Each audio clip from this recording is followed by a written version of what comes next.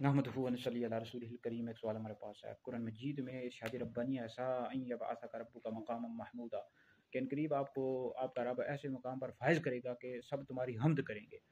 تو مقام محمود سے کیا مراد ہے کہ جہاں سب یعنی تمام انبیاء علیہ السلام و تمام مخلوق نبی کریم علیہ الصلوۃ والسلام کی حمد کرے گی، اس سے مراد کیا ہے؟ مقام محمود سے کیا مراد ہے؟ دیکھیں اس کی جو وضاحت ہے ترمذی شریف میں موجود ہے۔ حضرت سیدنا ابو ہریرہ رضی اللہ تعالیٰ عنہ سے روایت ہے، نبی کریم علیہ الصلوۃ والسلام کی برگاہ میں عرض کی گئی، یا رسول اللہ مقام محمود کیا ہے؟ تو حضور علیہ الصلوۃ والسلام نے فرمایا شفاعت، یعنی اس سے مراد مقام شفاعت ہے۔ تمام اولین آخرین نبی کریم علیہ الصلوۃ والسلام کی حمد بیان کریں گے۔ نبی کریم علیہ السلام کی شفاعت کی بے شمار قسمیں کہ حضور علیہ الصلوۃ والسلام کفار کی بھی شفاعت کریں گے کہ حساب و کتاب شروع ہو، اس کو شفاعت کبریٰ بھی کہا جاتا ہے۔ پھر حضور علیہ الصلوۃ والسلام مسلمانوں کی شفاعت کریں گے، مدینہ میں مرنے والوں کی شفاعت کریں گے۔ تو شفاعت کی بے شمار اقسام ہیں۔ پھر جو بڑے بڑے جنہوں نے کبیرہ گناہ کیے مسلمانوں میں سے، ان کی شفاعت کریں گے۔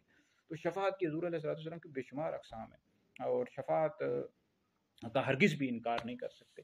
نبی کریم علیہ الصلوۃ والسلام کی بے شمار احادیث ہیں اس حوالے سے، اور شفاعت برحق ہے، اس کا انکار ہرگز بھی نہیں کیا جا سکتا۔ نبی کریم علیہ الصلوۃ والسلام قیامت کے دن تمام مسلمانوں کی شفاعت کریں گے، ان کو جنت میں لے کر جائیں گے۔